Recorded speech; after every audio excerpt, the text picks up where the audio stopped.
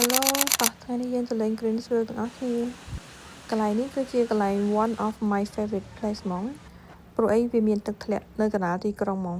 ខ្ញុំទៅលេងកន្លែងហ្នឹង2 ដងហើយលើកនេះជាលើកទី2ហើយការទៅលើកទី1ខ្ញុំមានអារម្មណ៍ថាដូចនៅក្នុងរបៀបថាដូចនៅក្នុងព្រៃនិទានខ្ញុំពងដើរនៅក្នុងព្រៃមានផ្កាមានទឹកធ្លាក់អញ្ចឹងណារបៀបថាខ្ញុំពងជិះឡាននៅក្នុងទីក្រុងសុកស្រាប់តែកលេចមើលទៅកន្លែងដែលខ្ញុំមកដល់ហ្នឹង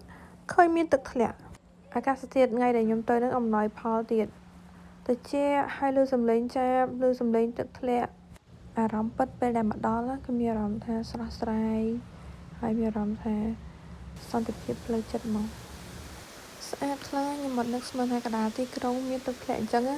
ទឹកធ្លាក់នេះទឹកអូរធម្មជាតិហ្មងណាប្រភពទឹកហ្នឹងមកពីចលងភ្នំមកពីក្នុងព្រៃហូរធ្លាក់មកដល់ទីក្រុងហ្នឹងហើយកាត់ទៅចុះទៅក្រោមទៀតថ្ងៃទី1ដែលមកដល់ខ្ញុំមានអារម្មណ៍ថាដូចនៅក្នុងយល់សពអញ្ចឹងវាមានគ្រប់សពវាមានទាំងផ្កាវាមានទាំងទឹកវាមានទាំងថ្មវាមានទាំងសំឡេងចាបយំហើយនៅជុំវិញនឹងមានហាងកាហ្វេទូច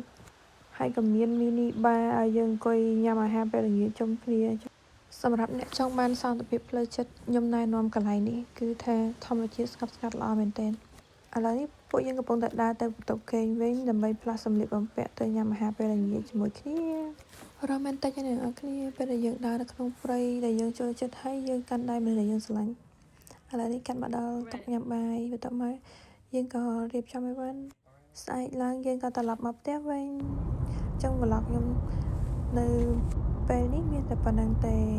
ជួបគ្នានៅ vlog ក្រោយអរគុណបាយបាយ